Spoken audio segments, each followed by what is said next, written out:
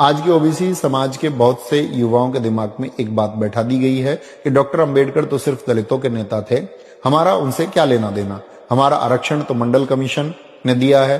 एक शिक्षक के नाते आज इस देश के पिछड़े वर्ग के युवाओं को उनके इतिहास का एक ऐसा सच बताना चाहता हूं जिसे उनसे जानबूझकर छिपाया गया, ताकि वो कभी दलितों के साथ मिलकर एक ताकत ना बन सके। जरा इतिहास के पन्नों को पलटिए। जब संविधान बन रहा था तो बाबा साहब ने देखा कि इस देश में सिर्फ दलित और आदिवासी ही नहीं है जो शोषित हैं, बल्कि एक बहुत बड़ा पिछड़ा वर्ग, बैकवर्ड क्लास है, जिसके पास ना तो शिक्षा है और ना ही सत्ता में कोई हिस्सेदारी।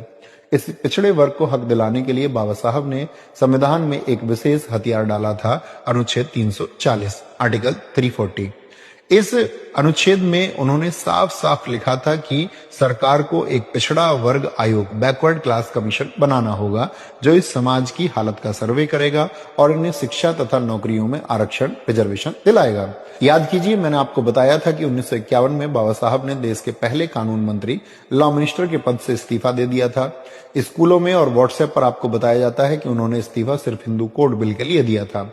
लेकिन मेरे नौजवान साथियों, बाबा साहब के इस्तीफे का वो ओरिजिनल रेजिग्नेशन स्टेटमेंट है, जरा कभी उसे गूगल करके पढ़िएगा। उसमें उन्होंने साफ तौर पर अपना दूसरा सबसे बड़ा कारण बताया था। उन्होंने संसद में कहा था कि मैं इस सरकार से इसलिए भी इस्तीफा दे रहा हूं।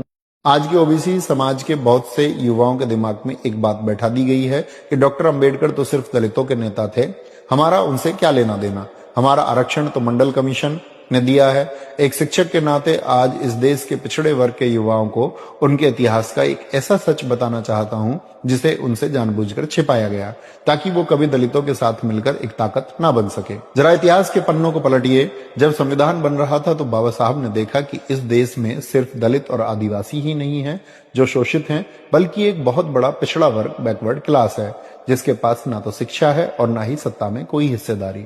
इस पिछड़े वर्ग को हक दिलाने के लिए बाबा साहब ने संविधान में एक विशेष हथियार